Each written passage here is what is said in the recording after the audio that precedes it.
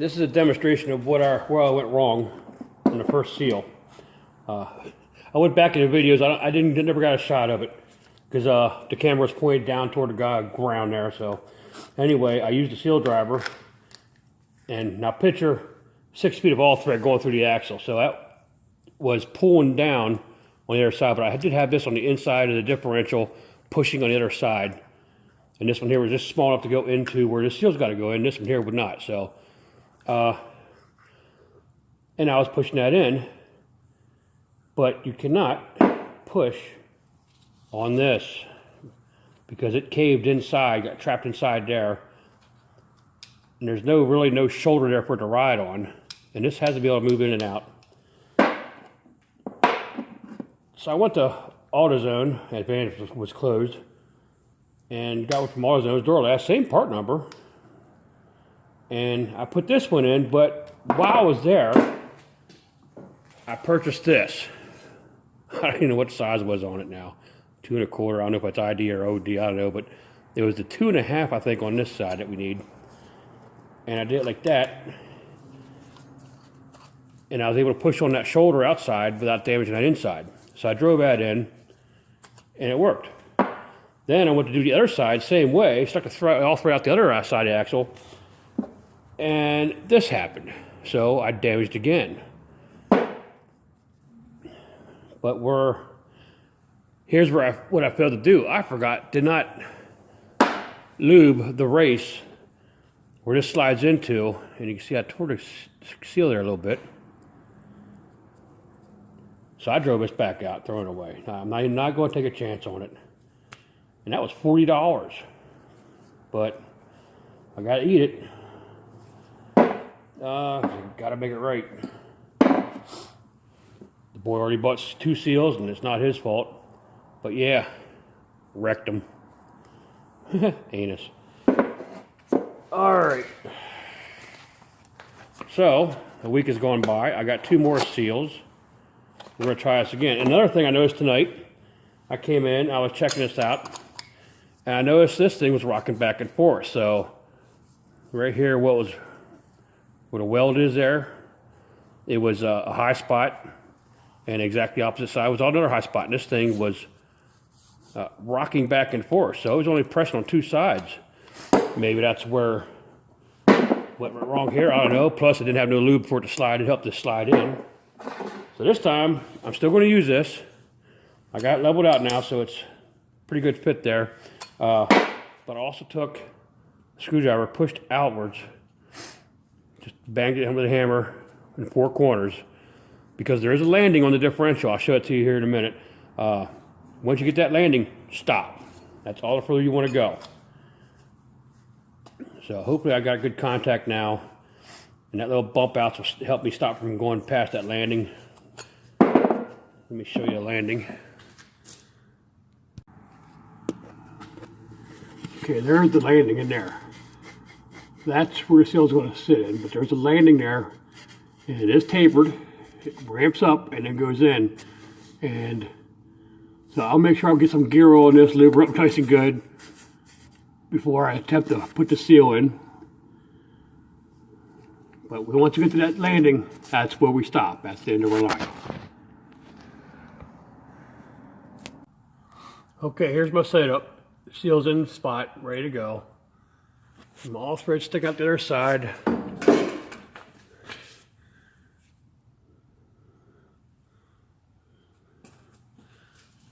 All right, let's drive her in and see what happens.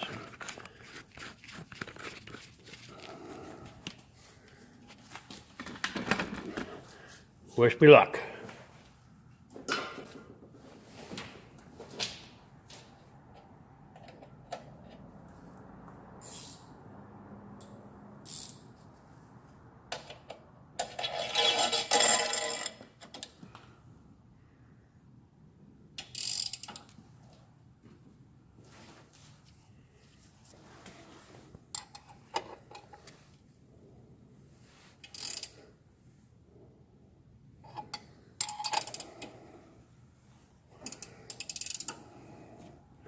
See, now I want to check it already because it looks like it's backside pulled in, but not the front. Yeah. Not liking it.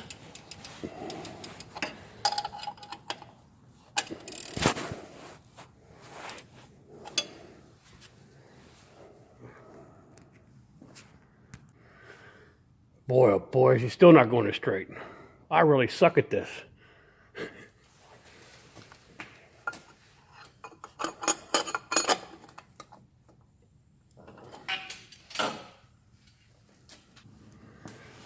Well, boys and girls, another failure.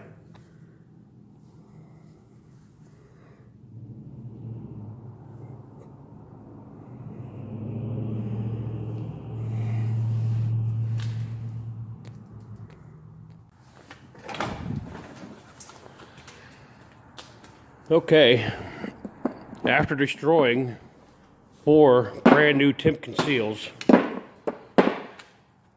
this was the one I believe was leaking. I guess I damaged it when I put the axle in when I put the ball joints in, maybe. I said it wasn't that long ago. That was less than a year. But you see the seal right there. But the other one didn't look too bad, so I reused it, put an old one in on one side. I did get a door last seal on the driver's side. I would have to say I'm going to be visiting this again in the near future because something's probably going to leak, whether it be the door last seal or the old one I put in, who knows. My recommendation, if you're going to do your inner axle seals on a D50, Dana D50 axle, get the tool. 4x4 Tech, I believe, sells a tool. It's just a cap that goes on top of this. You can buy it and you can just get your own all thread there, you know, and push that cap on. Just get that tool, and you can use if you have a seal driver kit or whatever, you can use on the other side.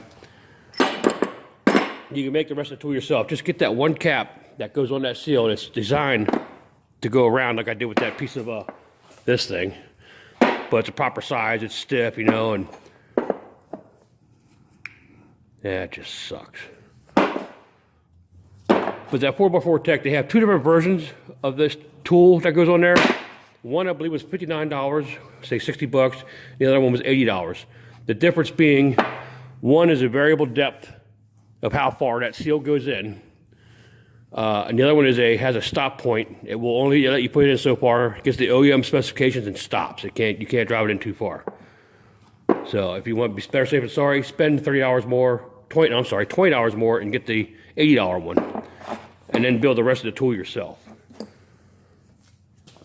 It just sucks. All right, back to where we were. Like I said, I'm going to start reassembling this.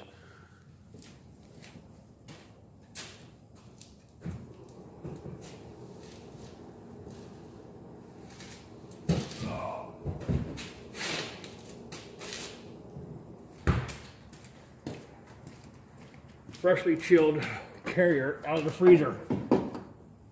That's right, the freezer.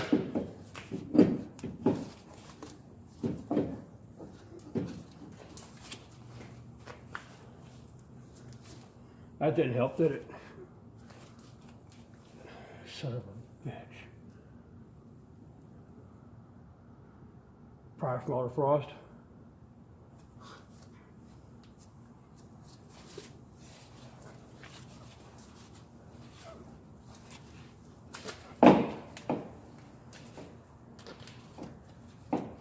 Yep, there it goes. I'm in the splines. I need something to hit it with.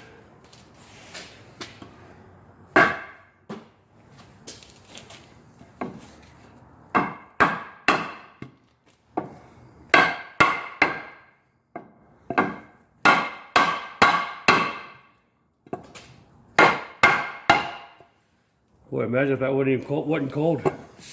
That'd be hard to get in there. Cheers!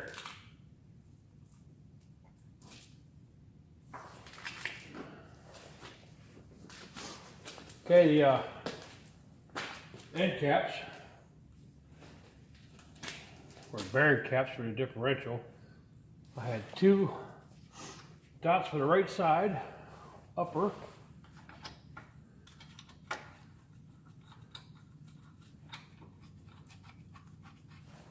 Two dots, upper side. So I put a dot on the upper side of this one.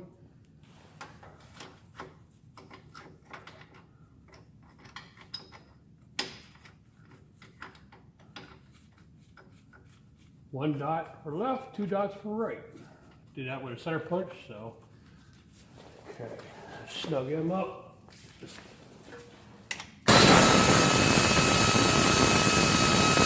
Whoa, whoa, whoa.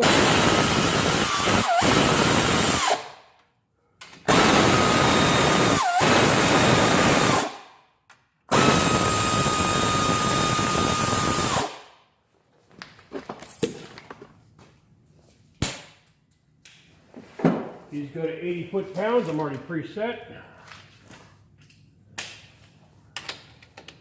According to Harbor Freight, good luck with that, huh? Give or take 30 foot-pounds.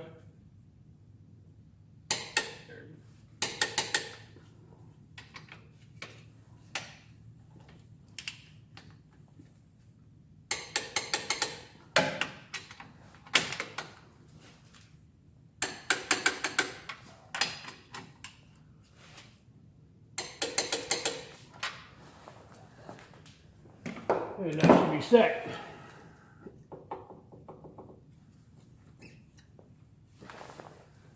Now I want to set up and check for backlash. Not that I'm gonna be able to, I ain't gonna be able to make any changes anyway. There is no shims on either side of this differential on this carrier, so I can't make no adjustments anyway. So, but I still want to see what it is, see if we are within tolerance. Our tolerance is 5 thousandths to 10 thousandths of an inch of backlash we're allowed. 5 to 10 thousandths. That's 0, and that's about 9.5 thousandths. So we're just within spec. We're allowed 10 thousandths of an inch backlash. So we'll call that good. Barely, right?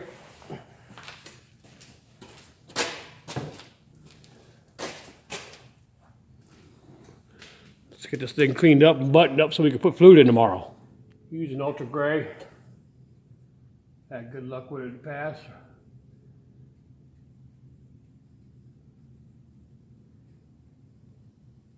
Did my transfer case in the Mountaineer with it. Still don't leak, so. What's the other thing we use? Oh, the block on the door star, right, Trey? Yeah, I think so. That never leaked either.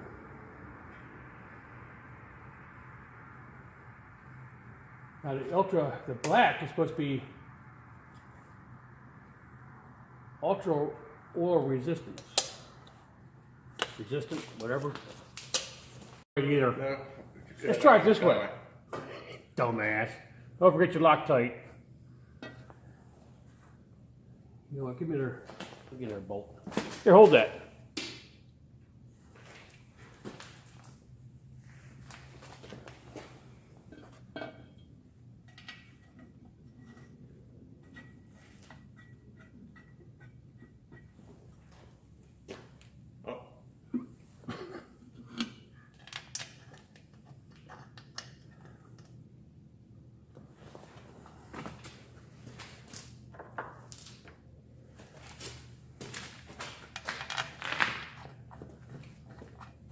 All right, we'll fill it up with fluid.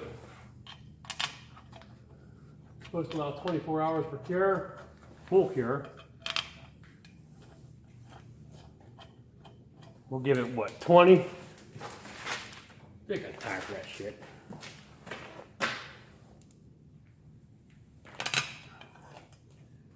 I did go through with the tack, chased all the threads out because of the Loctite in there, cleaned them up.